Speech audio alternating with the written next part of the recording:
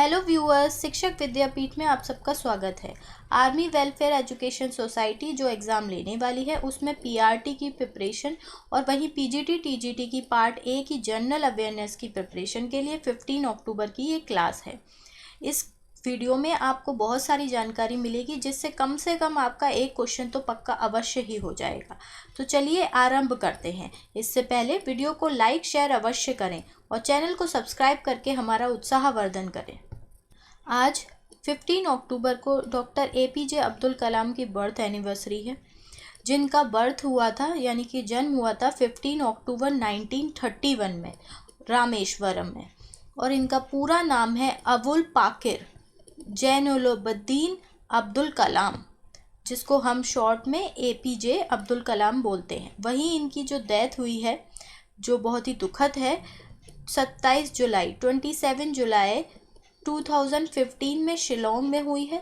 वो एक कॉन्फ्रेंस में गए थे और वहीं उनकी हार्ट अटैक से मृत्यु हुई थी। यदि उनकी एजुकेशन की बात करें तो उन्होंने एरोनॉटिकल इंजीनियरिंग करी है मद्रास इंस्टीट्यूट ऑफ टेक्नोलॉजी से। इनका जीवन बहुत ही संघर्षपूर्ण रहा था। इन्होंने अखबार बेच के अपनी एजुकेशन कंप्लीट करी थी। इंजीनियरिंग के बाद इन्होंने डीआरडीओ ज्वाइन किया था। देखिए, जो आर्मी स्कूल की जो एग्ज़ाम होता है उसमें एब्रीविएशन भी बहुत आते हैं। एब्रीविएशन यानी कि फुल फॉर्म। तो जो हम यहाँ पर देखते हैं, डीआरडीओ मतलब defence research and developmental organisation.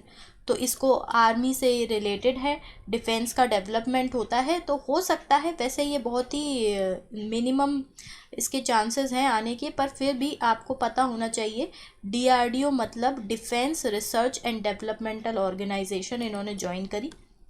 जिसके बाद ये इसरो में मूव करे। He move to ISRO.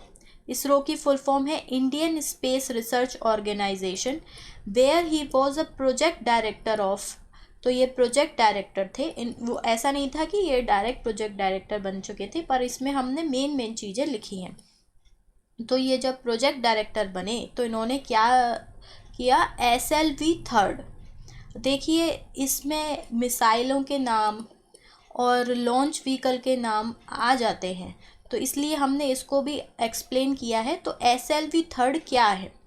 SLV 3 एक India's indigenously design and produced satellite launch vehicle है। आपको बताएं, सैटेलाइट लॉन्च व्हीकल होता है जो अर्थ से, यानी कि जो हमारे श्रीहरिकोटा है या ऐसे जो बॉम्बे बेंगलोर में भी है, तो वहाँ से क्या होता है, हम जब सैटेलाइट लॉन्च करते हैं तो उसे एक व्हीकल की ज़रूरत होती है जो अर्थ से स्पेस तक लेकर जाता है। तो ये जो SLV 3 था, ये हमने इंडिया में ही बनाया था, इंडिया में डिज़ाइन हुआ, तो इंडिया में ही प्रोड्यूस हुआ था।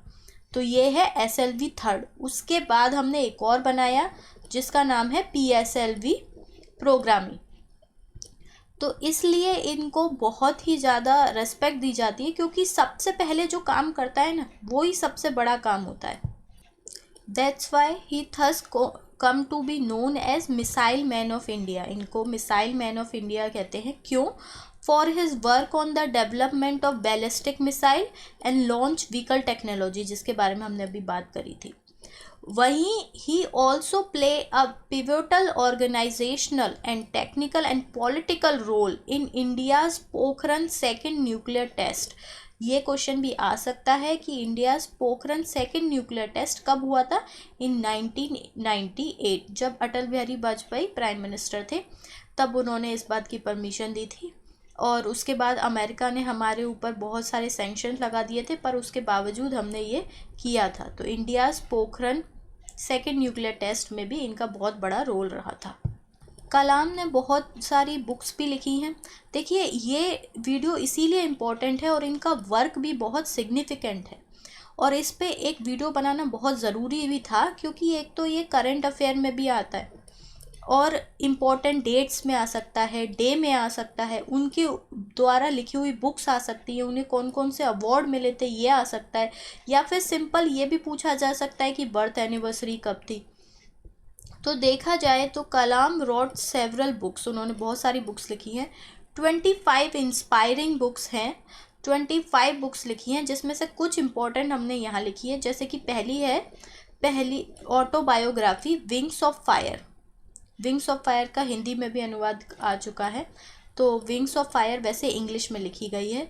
इंडिया 2020, इग्नाइटेड माइंड्स, ऐसे बहुत सारी बुक्स 25 बुक्स लिखी हैं उन्होंने। और उन पे एक मूवी भी बनी है जिसका टाइटल था आई एम कलाम, जो कि 2011 में आई है।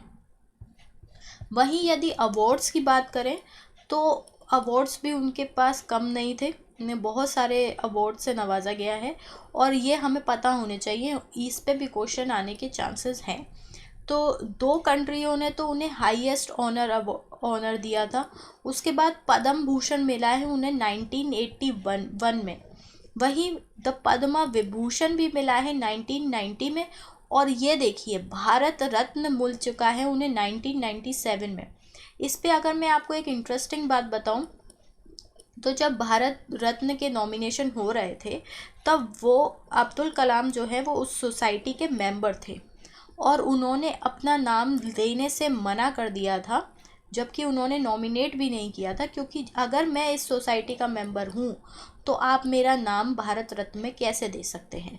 इसीलिए जब वो उस सोसाइटी के मेंबर से हटे और आगे की पोस्ट पे गए, तब जाके उन्हें भारत रत्न मिला 1997 में। ये एक बहुत इम्पोर्टेंट क्वेश्चन हो सकता है कि उन्हें भारत रत्न कब मिला, और या ये भी आ सकता है कि उन्हें कौन कौन से अवार्ड मिल चुके हैं और इनमें तीनों नाम लिखे हों और उसके बाद हमसे पूछा जाए all of the above, none of the above.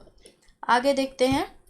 Abdul Kalam honour सिर्फ हमारे ही देश में नहीं है, वो सिर्फ हमारे ही देश में रेस्पेक्टेड नहीं है, उनके काम को और भी जगह रेस्पेक्ट मिलती है। जैसे कि स्विट्ज़रलैंड में स्विट्ज़रलैंड हैज़ डिक्लेयर्ड May 26, ये भी एक इम्पॉर्टेंट डेट है, May 26 as the science day. ये आ सकता है कि हमारे देश के कौन से प्रेसिडेंट पे स्विट्ज़रलैंड साइंस डे बनाता है या कब बनाता है। तो Switzerland has declared May 26 as the science day in honour of visiting president APJ Abdul Kalam. जब APJ अब्दुल कलाम बहुत समय के बाद कोई हाईएस्ट एडमिनिस्ट्रेटर वहाँ पर गया था, जिसके नाम पर स्विट्ज़रलैंड ने साइंस डे बनाया था। ऐसी ही वीडियो के लिए हमारे चैनल को सब्सक्राइब करें, रेगुलरिटी बनाए रहें और क्लासेस में आते रहें। धन्यवाद।